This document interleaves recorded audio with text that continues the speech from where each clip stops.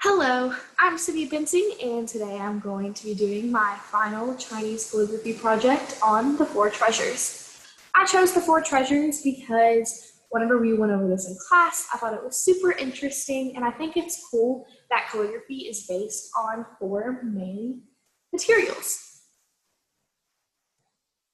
So what are the four treasures of Chinese calligraphy? It is the brush, the ink, the paper, and the ink dish or ink stone. So the brush, the tip is actually made from animal hair or fur. It can come from rabbits, goats, or even weasels. And something that's really interesting is that the brush hair can also be made from a baby's hair because it symbolizes good luck. The handle is made from bamboo, which is just the lightweight wood. And then over time, the brush has changed. In the Qing Dynasty, the general Ming-Tian, I'm not sure if I'm pronouncing that right, but he changed the brush so that it is no longer hollow. And this created a better brush for writing calligraphy, which was really important during this time because calligraphy was becoming more popular and it was being written more often. As you can see in the top picture, there are different sizes of the calligraphy brush. There's a large brush, medium, and small brush. Typically in class, we've used the medium-sized brush, and so it is important to notice that there are different sizes even though we have used only one size. Next up is the ink. This is actually made by burning pine wood or other natural materials together, and it is the smoke that makes the ink black. And they take the ash from the burnt wood and other natural materials and mix it with a glue type material, and that creates the ink. True Chinese calligraphy ink actually smells really good because it's made of natural materials, and so it won't have like a chemically smell. It is also important to note that it can come in different colors. Although we've seen it in black most often, it can come in colors like red and blue and things like that.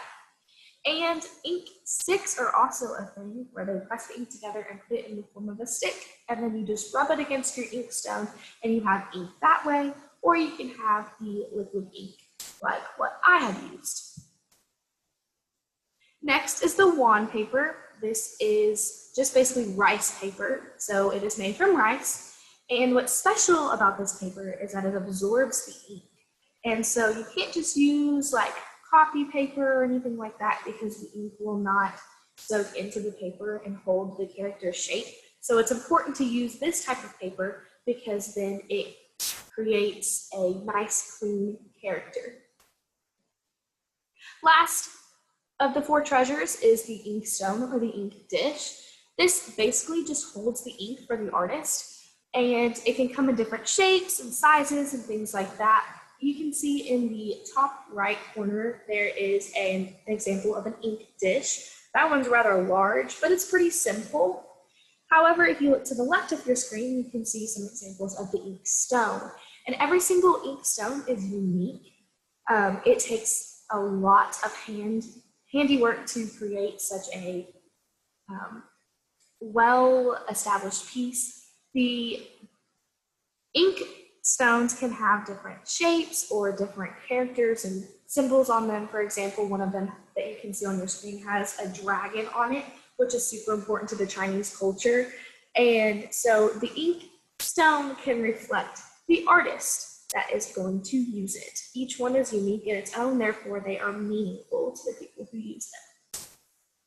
So now I get to show you some of my work over the semester. So the first one is regular script. Regular script ended up being one of my favorites because I like the crisp and clean lines that come with regular script, and so I really enjoyed doing regular script.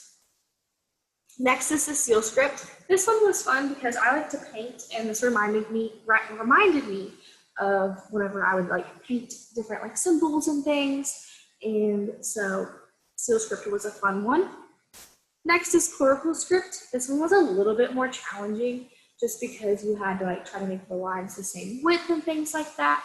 But overall, I still enjoyed doing chlorophyll script. And then last is the cursive script. This one was much harder for me than any of the other scripts because it was difficult to just let your brush kind of flow and fly wherever it wanted to. But it was also a good experience for me because it was nice and relaxing. So here's an example of me with my calligraphy. The first picture is me drawing the last character, and then the next picture is me holding the finished work. This one was in seal script since I enjoyed this little set of characters. And so what do I think about Chinese calligraphy? I think Chinese calligraphy is extremely interesting. It's meaningful, it's relaxing, and I truly believe that it's a masterpiece and a work of art. Chinese calligraphy is super meaningful to especially the Chinese culture, but it also holds a lot of value because it is a very personal writing style, I feel like, because you express yourself through your calligraphy. Then also it is relaxing. When we first started this class, I was super nervous and I was super stressed out trying to make the characters, but as I've gone on, it's ended up being a really nice and relaxing class for me where I just get to write characters. And then also, I think it is important to note that calligraphy really is artwork. It is not like the American language with words and things like that we write every day. Like, these are symbols that take work to create, and they are symbols and shapes, and it takes a lot of attention to detail to get calligraphy to be the way it's supposed to look. And so I truly believe that it's a work of art. I hope you enjoyed my presentation on the 4 treasures of Chinese calligraphy, and thank you for looking at my work.